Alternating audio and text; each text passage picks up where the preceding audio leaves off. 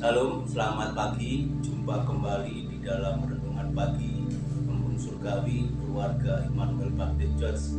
Pada hari ini Bapak Ibu Saudara, kita akan belajar tentang jemaat mula-mula yang dimana Lukas mencatat di dalam Kisah Para Rasul pasal 2 ayat 41 sampai 47.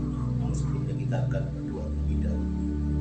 Dengan kuasa dan kasih Tuhan Yesus Kristus, Juru Selamat kami yang hidup, kami bersyukur menikmati hidup hari ini dengan anugerah kesehatan.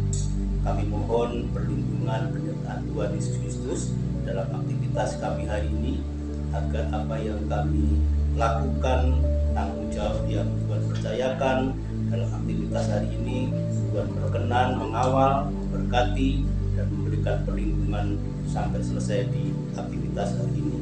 Kami percayakan dalam nama Yesus Kristus, dan firman yang kami sampaikan menjadi persenjataan rohani untuk kami menghidupi iman kami sebagai jemaat-Mu. Terima kasih Tuhan Yesus Kristus, terima kasih. Haleluya, amin. Lembaga Alkitab memberi judul cara hidup jemaat yang pertama dalam Kisah Para Rasul pasal 2 ayat 1 sampai 47. Namun dalam pembelajaran saya memberi tema yaitu jemaat mula-mula mendasari cara hidup iman umat Kristen. Dari kisah sejarah yang dicatat Lukas, di mana banyak pertimbangan, banyak filterisasi tentang kebenaran dari hasil kesaksian Lukas diserahkan, diberikan kepada Theophilus, dan sungguh-sungguh telah diteliti, dan kebenaran itu harus dicatat dan harus dibagikan kepada jemaat yang lainnya. Kiranya apa yang menjadi kesaksian Lukas dalam Kisah Para Rasul pada pagi hari ini kita menemukan sebagai umat Kristen yang dalam hidup imannya mendasari imannya seperti jemaat mula-mula.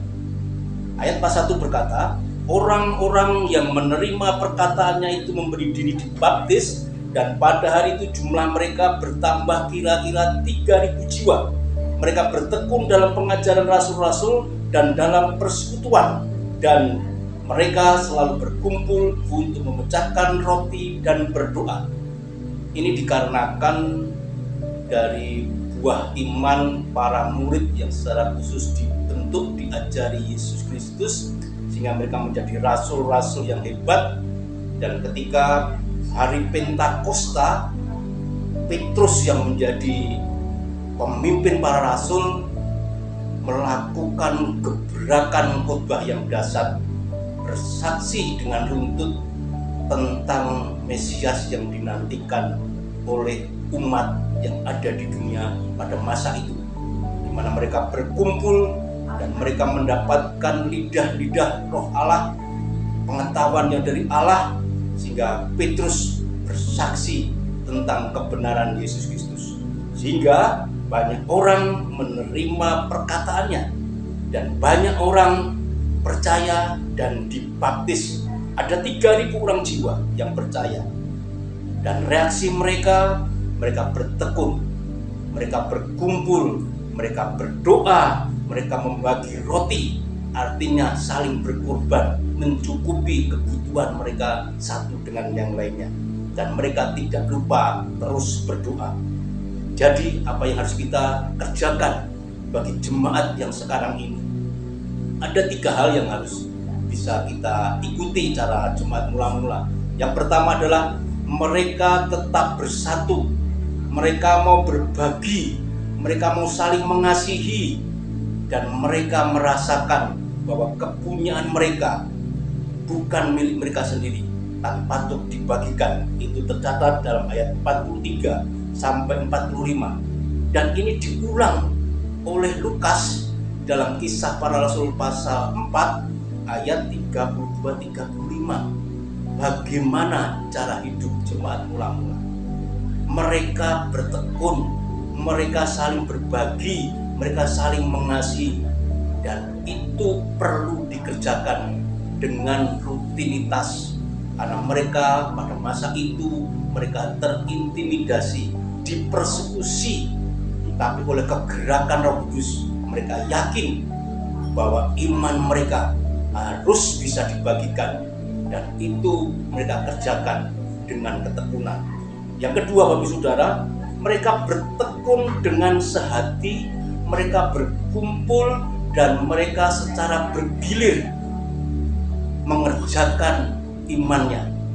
Bergilir itu berarti siap satu dengan yang lainnya, bergantian membagikan berkatnya, membagikan kepunyaannya untuk bisa dinikmati bagi orang lain, dan itu sesuai dengan keperluan masing-masing, dan mereka mengerjakan itu hari lepas hari. Ketekunan mereka lah yang harus kita tiru, rasa sehati mereka lah yang harus kita tiru, rasa berkorban, rasa memberi hati untuk bergilir menerima persekutuan bagi orang lain, bagi saudara seiman. Dan tak henti-hentinya itu dikerjakan dengan tulus hati, dengan memuji Allah, menggali firman Tuhan.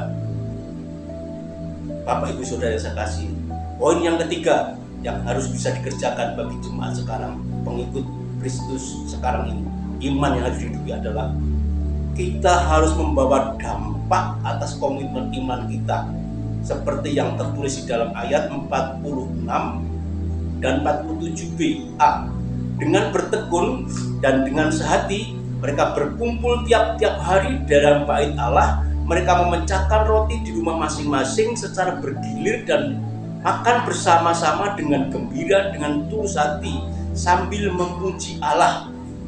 Kita mengunci kembali apa keteladanan mereka dan apa yang bisa kerjakan hari ini. Persekutuan-persekutuan kita yang kita kerjakan hari ini, tempat-tempat perintisan di mana 2-3 orang berkumpul, ajari mereka untuk bertekun, ajari mereka untuk menggali firman Tuhan, ajari mereka untuk saling berbagi dan siap saling memberi dengan menopang dan saling menguatkan. Kiranya apa yang kita kerjakan, bagian yang kita kerjakan dalam ayat 47b mengatakan, dan tiap-tiap hari Tuhan menambahi jumlah mereka dengan orang yang diselamatkan. Ini berarti bagian umat percaya mengerjakan dengan ketekunan, mengerjakan dengan tulus hati, mengerjakan dengan gembira dan tak henti-hentinya. Bagian itu harus kita hidupi, dan yakin percayalah bahwa Tuhan yang hidup, Yesus Kristus yang hidup, akan menambahi jumlah-jumlah jiwa baru karena keteladanan kita, keserupaan kita yang mengerjakan firman Tuhan. Itulah yang menyenangkan hati Tuhan. Itulah firman Tuhan yang tidak pernah usang dan masih berlaku sampai saat ini. Mari kita kerjakan, mari kita hidupi iman kita agar Tuhan menambahi jiwa-jiwa baru, orang-orang yang diselamatkan melalui iman yang kita hidupi. Tuhan Yesus memberkati. Haleluya. Amin.